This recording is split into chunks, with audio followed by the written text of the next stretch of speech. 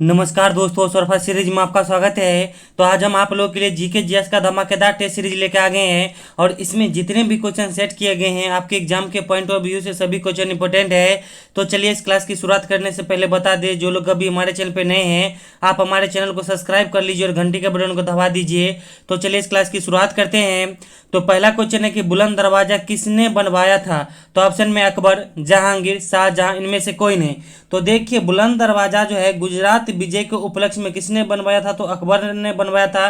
तथा आपको बता दें कि अकबर का मकबरा कहाँ है, तो सिकंदरा में स्थित है। अब सभी ऑप्शन को देखते हैं। तो देखिए जहांगीर जो है आपको श्रीनगर में शालीमार बाग बनवाया था तथा जहांगीर का मकबरा कहाँ है, तो लाहौर में है। उसके बाद देखिए शाहजहां जो है आपको ताजमहल और लाल किला बनवाया था और शाहजहां का मकबरा कहाँ है, तो आगरा में स्थित है। अब चलिए अगला क्वेश्चन देखते हैं। अगला क्वेश्चन है कि नींबू का पीएच मान कितना होता है। तो ऑप्शन में 2.2, 6, 7, 7.4। तो देखिए नींबू का पीएच मान कितना होता है, तो 2.2 होता है। ठीक है, क्योंकि नींबू जो है अम्लीय प्रकृति का होता है। उसके बाद सभी ऑप्शन को देखते हैं। तो देखिए पेशाब का पीएच मान 6 होता है। उसके बाद जो है उदासीन जल यानी जो है D2O का कितना होता है, तो 7 होता है, यानी ये उदासीन प्रकृति का होता है। उसके बाद आपके खून और हमारे खून का पीएच मान कितना होता है, 7.4 होता है। अब चलिए अगला क्वेश्चन देखते हैं। अगला क्वेश्चन है कि निमोनिया कौन सा अंग प्रभावित होता है। तो ऑप्शन में तंत्रिका तंत्र, आंत, फेफड़ा, यकृत। यानी यहाँ कहने का मतलब है कि निमोनिया रोग में कौन सा अंग प्रभावित होता है, तो इसका सही उत्तर हो जाएगा फेफड़ा। यानी जितने भी खांसी संबंधित बीमारी है, चाहे टीबी हो गया, दम्मा हो गया, निमोनिया हो गया, इस सब से आपको फेफड़ा प्रभावित होगा। उसके बाद सभी ऑप्शन को देखते हैं। तो देखिए पोलियो रोग में जो है तंत्रिका तंत्र प्रभावित होता है। उसके बाद टाइफाइड में आंत प्रभावित होता है। उसके बाद पीलिया रोग में जो है यकृत, जिसे इंग्लिश में आप लीवर कहते हैं या कलेजा भी कह सकते हैं, यह प्रभावित होता है। अब चलिए अगला क्वेश्चन देखते हैं। अगला क्वेश्चन है कि गीतांजलि के लेखक कौन है। तो ऑप्शन में रविंद्रनाथ टैगोर, बंकिम चंद्र चटर्जी, महात्मा गांधी, इनमें से कोई नहीं। तो देखिए गीतांजलि के लेखक कौन है, तो रविंद्रनाथ टैगोर है। अब सभी ऑप्शन को देखते हैं। तो देखिए आपको आनंद मठ के लेखक कौन है, तो बंकिम चंद्र चटर्जी है। उसके बाद देखिए महात्मा गांधी की कुछ पत्रिकाएं हैं, जैसे आपको इंडियन ओपिनियन हो गया, नवजीवन है, यंग इंडिया है, हरिजन है, यह इनकी महत्वपूर्ण पत्रिकाएं हैं। तो आप लोग जो है इन्हें भी याद रखिएगा। और आप लोगों को क्लास अच्छा लगता है तो प्लीज़ वीडियो को लाइक कीजिए, हमें सपोर्ट कीजिए और अपने दोस्तों में इस क्लास को शेयर कर दीजिए। अब चलिए अगला क्वेश्चन देखते हैं। अब अगला क्वेश्चन है कि कुल कितने तारा मंडल है। तो ऑप्शन में 89, 90, 100, 120। तो देखिए अभी तक जो है ज्ञात कुल कितने तारा मंडल है, तो 89 तारा मंडल है। और आपको बता दें कि ब्रह्मांड का केंद्र जो है सूर्य को कहा जाता है और सूर्य भी एक प्रकार का तारा है। और हमारे पृथ्वी का सबसे नज़दीक का तारा जो कौन है, तो सूर्य ही है। और हमारे पृथ्वी का सबसे नज़दीक का ग्रह कौन है, तो शुक्र है। इसीलिए शुक्र ग्रह को जो है पृथ्वी की जुड़वा बहन भी कहा जाता है। अब चलिए अगला क्वेश्चन देखते हैं। अगला क्वेश्चन है कि बंगाल किस फसल के लिए अग्रणी राज्य है। तो ऑप्शन में गन्ना, कपास, चाय, चावल। तो देखिए बंगाल जो है किस फसल के लिए अग्रणी राज्य है, तो चावल के उत्पादन में अग्रणी राज्य है। अब सभी ऑप्शन को देखते हैं। तो देखिए गन्ना के उत्पादन में उत्तर प्रदेश अग्रणी राज्य है। कपास के उत्पादन में जो है महाराष्ट्र और गुजरात राज्य अग्रणी है। चाय के उत्पादन में जो है आपको असम राज्य अग्रणी है। अब चलिए अगला क्वेश्चन देखते हैं। अगला क्वेश्चन है कि बिहार में किस मिट्टी की प्रधानता है। तो ऑप्शन में जलोढ़ मिट्टी, काली मिट्टी, लेटेराइट मिट्टी, इनमें से कोई नहीं। तो देखिए बिहार में जो है जलोढ़ मिट्टी की जो है प्रधानता ज़्यादा है, क्योंकि हमारा बिहार जो है मैदानी क्षेत्र में है और यहाँ ज़्यादा नदियों का बहाव है। सबसे ज़्यादा देखिए कोसी नदी का तांडव रहता है। उसके बाद यहाँ सोन नदी, गंगा नदी, घाघरा, गंडक, बहुत सारी नदियाँ बहती है। और आपको पता है कि जो है नदियों के द्वारा ही जलोढ़ मिट्टी को लाया जाता है। तो इसलिए हम लोग मैदानी क्षेत्र में हैं और मैदानी क्षेत्र में जो है खासकर जलोढ़ मिट्टी ही पाई जाती है।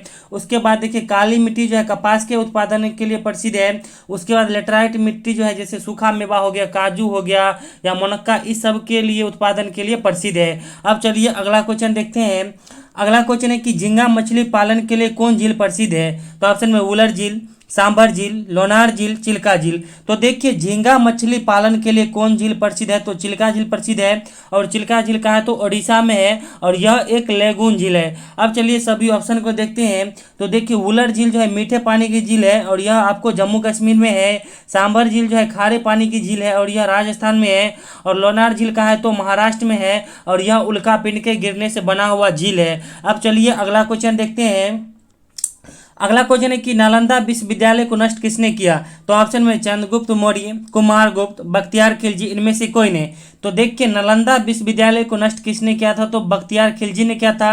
और आपको बता दें कि नालंदा विश्वविद्यालय की स्थापना किसने किया था? तो कुमारगुप्त ने किया था। और मौर्य वंश के संस्थापक कौन थे? तो चंद्रगुप्त मौर्य थे। अब चलिए अगला क्वेश्चन देखते हैं। अगला क्वेश्चन है कि कागज का आविष्कार किस देश में हुआ था? तो ऑप्शन में चीन, भारत, नेपाल, पाकिस्तान। तो देखिए कागज का आविष्कार किस देश में हुआ था? तो चाइना में हुआ था। उसके बाद आपको बता दें कि चाइना जो है अभी भी दूसरी बड़ी अर्थव्यवस्था, यानी अमेरिका के बाद जो है दूसरी बड़ी अर्थव्यवस्था है। उसके बाद सिविल सेवा की शुरुआत भी जो है चाइना में हुआ था। उसके बाद देखिए ये पाकिस्तान हो गया, नेपाल हो गया, ये तो भिखमंगा देश ही है। उसके बाद देखिए अपने भारत के बारे में कुछ बता देते हैं। तो भारत जो है विश्व में अभी वर्तमान में दुग्ध उत्पादन में सबसे अग्रणी राज्य है। उसके बाद देखिए अनाज के उत्पादन में विश्व में दूसरा स्थान जो है भारत का ही है। अब चलिए अगला क्वेश्चन देखते हैं।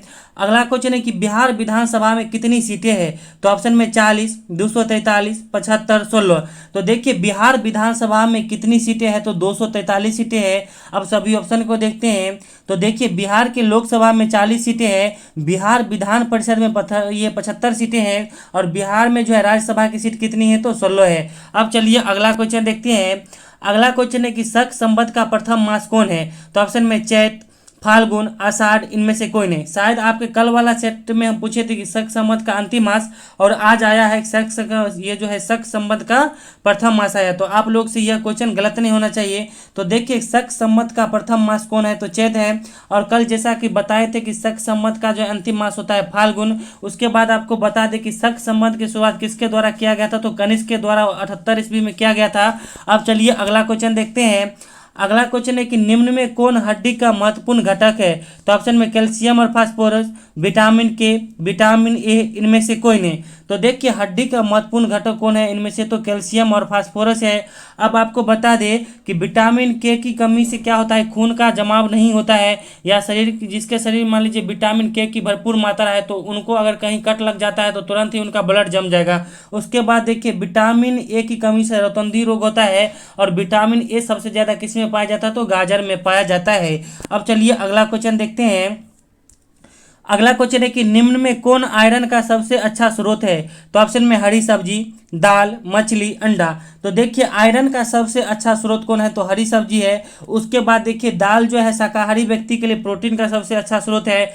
मछली में जो है आपको प्रोटीन और विटामिन पाया जाता है, और अंडा जो है प्रोटीन का अच्छा स्रोत है। ठीक ना। अब चलिए अगला क्वेश्चन देखते हैं। अगला क्वेश्चन है कि सासाराम में किसका मकबरा है? तो ऑप्शन में शाहजहां, शेरशाह सूरी, हुमायूं, जहांगीर। तो देखिए सासाराम में किसका मकबरा है? तो सासाराम में आपको शेरशाह सूरी का मकबरा है। और जीटी रोड यानी ग्रैंड ट्रंक रोड किसने बनवाया था? तो शेरशाह सूरी ने ही बनवाया था। उसके बाद देखिए शाहजहां का मकबरा आगरा में है, हुमायूं का मकबरा दिल्ली में है, और जहांगीर का मकबरा कहाँ है? तो लाहौर में है। अब आगे बढ़ने से पहले बता दें कि हम आप लोग को बिहार बेड का स्पेशल नोट्स दे रहे हैं, और हम इसमें जो है पूरा जीके जीएस का नोट्स, उसके बाद टीचिंग एप्टीट्यूड का नोट्स, हिंदी का स्पेशल नोट्स, यानी जितने भी आपका स्कोरिंग सब्जेक्ट है इन सब का पूरा हम नोट्स दे रहे हैं। तो देखिए खासकर आप एक बार मेरा नोट्स जरूर ले लीजिए, क्योंकि देखिए इस बार कंपटीशन बढ़ गया है, और आप जो है अगर थोड़ा भी मेहनत कर देंगे तो आपका जो है फ्री में एडमिशन हो जाएगा, क्योंकि गवर्नमेंट कॉलेज में फ्री में एडमिशन होता है। यह मेरा नंबर है 7050387142। इस पर आप बस छोटा सा अमाउंट 99 रुपया पेमेंट करके मेरा नोट्स लीजिए और अपने तैयारी को बेहतर बनाइए। अब चलिए अगला क्वेश्चन देखते हैं। अगला क्वेश्चन है कि भारत में खैनी किसने लाया था? तो ऑप्शन में अंग्रेज, पुर्तगाली, अमेरिकन, इनमें से कोई नहीं। तो देखिए भारत में जो है खैनी किसने लाया था? तो पुर्तगाली ने लाया था। अब आपको बता दें कि देखिए सबसे पहला जो है कौन पुर्तगाली आया था? तो वास्को डिगामा आया था। इन्होंने जो है 20 मई 1498 को जो है भारत के कालीकट बंदरगाह केरल में उतरा था। अब चलिए अगला क्वेश्चन देखते हैं। अगला क्वेश्चन है कि कोरोना वायरस ये जो है किससे संबंधित है? तो ऑप्शन में नाभिकीय संलयन, नाभिकीय विखंडन, रासायन विस्फोट, जैविक विस्फोट। तो देखिए कोरोना वायरस किससे संबंधित है? तो ये जैविक विस्फोट से संबंधित है, यानी जैविकीय विस्फोट। यानी कोई भी देश अगर मान लीजिए युद्ध के लिए किसी दूसरे देश को नुकसान पहुंचाने के लिए अपने लैब में अगर वायरस को तैयार करता है तो वो क्या कहलाता है? कि जैविक विस्फोट कहलाता है। ठीक है। उसके बाद देखिए हाइड्रोजन बम जो है नाभिकीय संलयन पर कार्य करता है, परमाणु बम जो है नाभिकीय विखंडन पर कार्य करता है, और आपको बता दें कि जितने भी केमिकल बम है वह किस पर कार्य करता है? तो रासायनिक विस्फोट पर कार्य करता है। अब चलिए अगला क्वेश्चन देखते हैं। अगला क्वेश्चन है कि यांत्रिक ऊर्जा को विद्युत ऊर्जा में कौन बदलता है? तो ऑप्शन में पंखा, डायनेमो, बल्ब, इनमें से कोई नहीं। तो देखिए यांत्रिक ऊर्जा को जो है विद्युत ऊर्जा में कौन बदलता है? तो डायनेमो बदलता है। उसके बाद आपको बता दें कि विद्युत ऊर्जा को जो है यांत्रिक ऊर्जा में पंखा बदलता है। उसके बाद विद्युत ऊर्जा को जो है उष्मा ऊर्जा एवं प्रकाश ऊर्जा में कौन बदलता है? तो बल्ब बदलता है। अब चलिए अगला क्वेश्चन देखते हैं। अगला क्वेश्चन है कि निम्न में कौन प्रेमचंद्र की रचनाएं हैं? तो ऑप्शन में गोदान, गबन, निर्मला, इनमें से सभी। तो देखिए इनमें से सभी जो है प्रेमचंद की रचनाएं हैं, यानी गोदान हो गया, गबन हो गया, निर्मला हो गया, ठीक ना। अब चलिए अगला क्वेश्चन देखते हैं। अगला क्वेश्चन है कि संविधान में नीति निर्देशक तो कहाँ से लिया गया है? तो ऑप्शन में अमेरिका, रूस, आयरलैंड, ब्रिटेन। तो देखिए संविधान में जो है नीति निर्देशक तो आयरलैंड के संविधान से लिया गया है। उसके बाद संविधान में जो है मौलिक अधिकार अमेरिका के संविधान से लिया गया है, मौलिक कर्तव्य रूस के संविधान से लिया गया है, और संसदीय प्रणाली जो है ब्रिटेन के संविधान से लिया गया है। और आपको बता दें कि इसमें से एक भी क्वेश्चन आप लोग से गलत नहीं होना चाहिए, क्योंकि यह कई बार हम आप लोग को बता चुके हैं। तो क्योंकि आपको जो है 40 में 40 मार्क लाना है बिहार बोर्ड में, तो इसी अकॉर्डिंग हम आपको तैयार कर रहे हैं। और धीरे धीरे देखिए हम क्वेश्चन का लेवल भी बढ़ाएंगे, जैसा आपके सिलेबस के अकॉर्डिंग है। यह नहीं कि हम कुछ भी पढ़ा दें। बहुत लोग कहते हैं कि क्वेश्चन का लेवल बढ़ाइए, आप प्रीवियस क्वेश्चन तो देखिए कैसा रहता है, ठीक है। तो देखिए आसान क्वेश्चन में जो है बच्चा बहुत गलती करता है, तो आसान क्वेश्चन आप लोग से गलत नहीं होना चाहिए, क्योंकि आसान क्वेश्चन जो है बुर्बखा विद्यार्थी भी बनाता है, ठीक ना। अब चलिए अगला क्वेश्चन देखते हैं। अगला क्वेश्चन है कि दांडी मार्च के बाद किस आंदोलन की शुरुआत हुई? तो ऑप्शन में चंपारण आंदोलन, असहयोग आंदोलन, सविनय अवज्ञा आंदोलन, इनमें से सभी। तो देखिए दांडी मार्च के बाद जो है सविनय अवज्ञा आंदोलन की शुरुआत हुई, क्योंकि आपको बता दें कि दांडी मार्च जो है 12 मार्च 1930 से लेकर 6 अप्रैल 1930 तक हुआ। उसी दिन जैसे 6 अप्रैल को खत्म हुआ दांडी मार्च, और 6 अप्रैल को जो ही है गांधी जी के नेतृत्व में सविनय अवज्ञा आंदोलन की शुरुआत हुई थी। उसके बाद देखिए बिहार में जो है चंपारण आंदोलन कब हुआ था? तो चंपारण जिला 1917 में गांधी जी के नेतृत्व में हुआ था। असहयोग आंदोलन जो है 1920 में हुआ था। अब चलिए अगला क्वेश्चन देखते हैं। अगला क्वेश्चन है कि मानव में कितने क्रोमोसोम पाए जाते हैं? तो ऑप्शन में 40, 46, 50, 100। तो देखिए मानव में कितने क्रोमोसोम पाए जाते हैं? तो 46। और आपको यह भी रहेगा कि 23 जोड़ा, तो वो भी मारिएगा, क्योंकि जो है क्रोमोसोम पेयर में पाया जाता है, जोड़ा में, यानी 23 जोड़ा होता है। और आपको बता दें कि पुरुष में जो है XY क्रोमोसोम पाया जाता है, और महिला में जो है XX क्रोमोसोम पाया जाता है। अगर किसी महिला को जो है लड़की होता है या लड़का, उसके लिए जिम्मेवार कौन होता है? तो पुरुष होता है। मगर अगर देखिए किसी महिला को ज़्यादा लड़की होता है तो उनको जो है थोड़ा ये यातना दिया जाता है घर में, या उनको हीन भावना की नज़र से देखा जाता है, मगर पुरुष को कुछ नहीं कहा जाता है। मगर तो सबसे बड़ा जिम्मेवार तो पुरुष है, ठीक ना। अब चलिए अगला क्वेश्चन देखते हैं।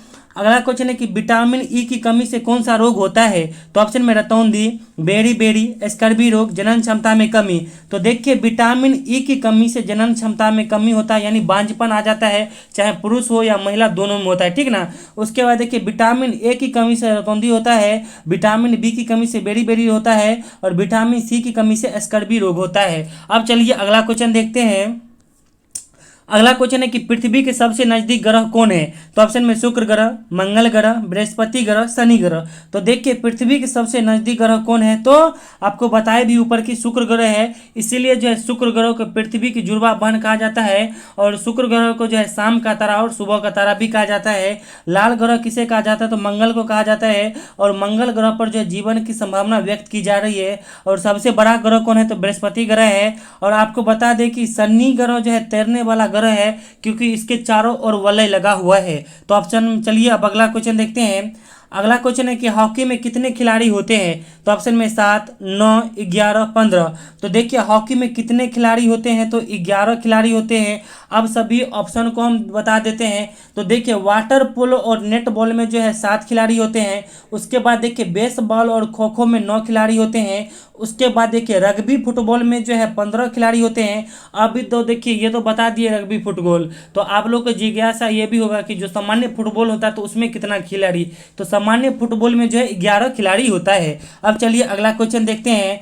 अगला क्वेश्चन है कि किसके सेवन से शरीर में तत्काल ऊर्जा मिलता है? तो ऑप्शन में प्रोटीन, विटामिन, ग्लूकोज, इनमें से कोई नहीं। तो देखिए किसके सेवन से शरीर में तत्काल ऊर्जा मिलता है? तो इसका सही उत्तर क्या हो जाएगा? ग्लूकोज, क्योंकि ग्लूकोज में जो है कार्बोहाइड्रेट की अधिकतम मात्रा होती है। तो इसीलिए देखते होंगे कि जो दौड़ने वाला धावक सब होता है, या जिसका पुलिस में दौड़ सब निकला रहता है, या वो पीईटी की तैयारी करता है, तो वह जो है क्या पीता है? ग्लूकोज पीता है तत्काल एनर्जी के लिए। अब चलिए अगला क्वेश्चन देखते हैं। अगला क्वेश्चन है कि 2019 में भारत रत्न पाने वाले व्यक्ति कौन है?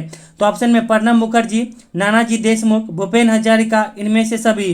तो देखिए 2019 में जो है भारत रत्न पाने वाले इनमें से सभी व्यक्ति हैं, यानी प्रणब मुखर्जी को भी मिला था, नानाजी देशमुख को भी मिला था, उसके बाद देखिए भूपेन हजारिका को भी मिला था। अब चलिए अगला क्वेश्चन देखते हैं। अगला क्वेश्चन है कि हॉकी के जादूगर के नाम से कौन जाना जाता है?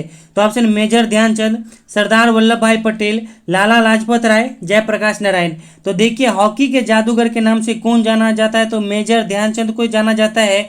उसके बाद देखिए भारत में लौह पुरुष किसे कहा जाता है? तो सरदार वल्लभ भाई पटेल को कहा जाता है। उसके बाद देखिए पंजाब केसरी जो है लाला लाजपत राय को कहा जाता है। उसके बाद देखिए लोक नायक जो है जयप्रकाश नारायण को कहा जाता है। अब चलिए अगला क्वेश्चन देखते हैं। अगला क्वेश्चन है कि भारत का राष्ट्रीय चिन्ह क्या है? तो ऑप्शन में अशोक स्तंभ, चांद तारा, गुलाब का फूल, शेर। तो देखिए भारत का राष्ट्रीय चिन्ह क्या है? तो अशोक स्तंभ है। अब सभी ऑप्शन को देखते हैं। तो देखिए चांद तारा जो है तुर्की का राष्ट्रीय चिन्ह है। उसके बाद जो है गुलाब का फूल किसका है? तो गुलाब का फूल जो है ब्रिटेन का राष्ट्रीय चिन्ह है। उसके बाद देखिए शेर जो है नीदरलैंड का राष्ट्रीय चिन्ह है। अब चलिए अगला क्वेश्चन देखते हैं। अगला क्वेश्चन है कि प्रकाश संश्लेषण के लिए क्या आवश्यक नहीं है? तो ऑप्शन में सूर्य का प्रकाश, जल, कार्बन डाइऑक्साइड, आग। तो देखिए प्रकाश संश्लेषण के लिए इनमें से क्या आवश्यक नहीं है? तो आग आवश्यक नहीं है। आपको बता दें कि प्रकाश संश्लेषण के लिए सूर्य का प्रकाश हो गया, जल हो गया, कार्बन डाइऑक्साइड हो गया और क्लोरोफिल आवश्यक है। अब चलिए अगला क्वेश्चन देखते हैं। अगला क्वेश्चन है कि मैकमोहन रेखा किस दो देश के बीच में है? तो ऑप्शन में भारत और पाकिस्तान, भारत और चीन, पाकिस्तान और अफगानिस्तान, इनमें से कोई नहीं। तो देखिए मैकमोहन रेखा जो है भारत और चीन के बीच स्थित है। उसके बाद देखिए रेड क्लिफ रेखा जो है भारत और पाकिस्तान के बीच स्थित है। ड्यूरंट रेखा जो है पाकिस्तान और अफगानिस्तान के बीच स्थित है। अब चलिए अगला क्वेश्चन देखते हैं। और आप लोगों को क्लास अच्छा लगता हो तो प्लीज़ वीडियो को लाइक कीजिए, हमें सपोर्ट कीजिए। अब अगला क्वेश्चन है कि निम्न में कौन संवैधानिक स्वतंत्र इकाइयाँ हैं? तो ऑप्शन में निर्वाचन आयोग, राज्य सरकार, केंद्र सरकार, जनता। तो देखिए इनमें से जो है संवैधानिक स्वतंत्र इकाइयाँ कौन है? तो निर्वाचन आयोग है। और निर्वाचन आयोग की चर्चा जो है अनुच्छेद 324 में किया गया है। आपको बता दें कि इसमें से जो है राज्य सरकार, केंद्र सरकार और जनता कोई भी जो है संवैधानिक इकाइयाँ नहीं है। क्योंकि देखिए निर्वाचन आयोग इसलिए है क्योंकि यह जो है सरकार का चुनाव करता है। अगर मान लीजिए प्राइवेट संस्था होता तो बीजेपी वाले चाहे कोई जदयू वाले जितने भी पार्टी है जो ज़्यादा पैसा वाला होता वो तो सीधे खरीद लेता, मगर अभी कुछ देखने को मिलता है। मगर इसकी हम क्या कह सकते हैं, चलिए हम लोग को राजनीति पे बात नहीं करना है। अब चलिए अगला क्वेश्चन देखते हैं। अगला क्वेश्चन है कि चंद्रमा पर मानव भेजने वाला प्रथम देश है? तो ऑप्शन में अमेरिका, भारत, नेपाल, बांग्लादेश। तो देखिए चंद्रमा पर मानव भेजने वाला प्रथम देश कौन है? तो अमेरिका है। उसके बाद देखिए अंतरिक्ष में जाने वाला भारत के प्रथम व्यक्ति कौन है? तो राकेश शर्मा है। और देखिए अमेरिका का जो है कौन गया था? तो नील आर्मस्ट्रांग गया था। उसके बाद देखिए नेपाल और बांग्लादेश जो है हक्का भिखमंगा देश है।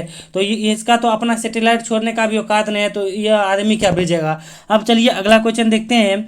अगला क्वेश्चन है कि यक्षगान लोक नृत्य किस राज्य से संबंधित है? तो ऑप्शन में केरल, पंजाब, गुजरात, कर्नाटक। तो देखिए यक्षगान लोक नृत्य किस राज्य से संबंधित है? तो कर्नाटक से संबंधित है। अब सभी ऑप्शन को देखते हैं। तो देखिए कथकली लोक नृत्य किसका है? तो केरल का है। उसके बाद देखिए भांखड़ा लोक नृत्य या भाखड़ा नाच के यहाँ का है नृत्य? तो पंजाब का है। उसके बाद देखिए गरबा नृत्य हो गया या दांडिया नृत्य कहाँ का है? तो गुजरात का है। अब चलिए अगला क्वेश्चन देखते हैं। अगला क्वेश्चन है कि निम्न में किसका दूध सबसे गर्म होता है? तो ऑप्शन में खरगोश, बकरी, हिरन, इनमें से सभी। तो देखिए इनमें से किसका दूध सबसे गर्म होता है? तो बकरी को आता है। इसका दूध जो है 40 डिग्री सेल्सियस तक गर्म होता है। आपको बता दें कि बकरी का दूध जब गाड़िएगा देखिएगा वैसे ही खुद जम जाता है, क्योंकि हम बकरी का दूध जो है बच्चा में पिए हुए थे। ठीक है, गाँव में हम देखते हैं हमारी दादी ला के देती थी, तो वो पूरा छाली की तरह ही रहता है। ठीक है ना। तो इसका जो है उपयोग कब किया जाता है? तो जब जो है किसी को डेंगू हो जाता है, क्योंकि बकरी के दूध से जो है प्लेटलेट्स को बढ़ाने में मदद मिलता है। अब चलिए अगला क्वेश्चन देखते हैं। अगला क्वेश्चन है कि पेशाब की प्रकृति कैसी होती है? तो ऑप्शन में अम्लीय, क्षारीय, उदासीन, इनमें से कोई नहीं। तो जैसा कि ऊपर बताए हैं कि पेशाब का पीएच मान कितना होता है? 6 होता है, यानी 6 पे क्या होगा? अम्लीय होगा। ठीक है, तो इसका सही उत्तर क्या हो जाएगा? अम्लीय। अब आपको बता दें कि क्षारीय विलयन का पीएच मान कितना होता है? तो 7 से ज़्यादा होता है। और उदासीन विलयन का पीएच मान कितना होता है? तो 7 होता है। अब चलिए अगला क्वेश्चन देखते हैं। अगला क्वेश्चन है कि भारतवर्ष की सबसे पुरानी भाषा कौन है? तो ऑप्शन में हिंदी, उर्दू, संस्कृत, इनमें से कोई नहीं। तो देखिए भारत की सबसे पुरानी भाषा कौन है? तो इनमें से संस्कृत है। और आपको बता दें कि संस्कृत कहाँ से लिया गया है? तो वेद से, और वेद में भी कहाँ से? तो ऋग्वेद से लिया गया है। अब चलिए अगला क्वेश्चन देखते हैं। अगला क्वेश्चन है कि विश्व कैंसर दिवस कब मनाया जाता है? तो ऑप्शन में 30 जनवरी, 4 फरवरी, 8 मार्च, 5 जून। तो देखिए विश्व कैंसर दिवस जो है 4 फरवरी को मनाया जाता है। अब सभी ऑप्शन को देखते हैं। तो देखिए सही दिवस जो है 30 जनवरी को मनाया जाता है। अंतर्राष्ट्रीय महिला दिवस 8 मार्च को मनाया जाता है। और अंतर्राष्ट्रीय पर्यावरण दिवस जो है 5 जून को मनाया जाता है, जो कि आज है। अब चलिए अगला क्वेश्चन देखते हैं। अगला क्वेश्चन है कि भारत का वास्तविक कार्यपालक कौन है? तो ऑप्शन में प्रधानमंत्री, राष्ट्रपति, मुख्यमंत्री, इनमें से कोई नहीं। तो देखिए भारत का जो है वास्तविक कार्यपालक कौन होता है? तो इसमें कौन होता है? तो प्रधानमंत्री होता है। और आपको बता दें कि राष्ट्रपति सिर्फ एक मुखौटा मात्रा होता है। आपको बता दें कि प्रधानमंत्री बनने की न्यूनतम आयु 25 वर्ष है, राष्ट्रपति बनने की न्यूनतम आयु 35 वर्ष है, और मुख्यमंत्री बनने की भी न्यूनतम आयु कितना है? 25 वर्ष है। अब चलिए अगला क्वेश्चन देखते हैं। अगला क्वेश्चन है कि भारत का प्रथम विश्वविद्यालय कौन है? तो इस क्वेश्चन का आंसर आप लोग कमेंट बॉक्स में बताइएगा। थोड़ा हम हिंट कर देते हैं, यह जो भी विश्वविद्यालय है यह हमारे बिहार में ही स्थित है। तो इस क्वेश्चन का आंसर आप लोग कमेंट बॉक्स में सही सही दीजिएगा। तो चलिए हमारे साथ रेगुलर बने रहिए और अपने तैयारी को बेहतर बनाइए। तो चलिए thank you all the best, और हमारे साथ बने रहिए। Thank you.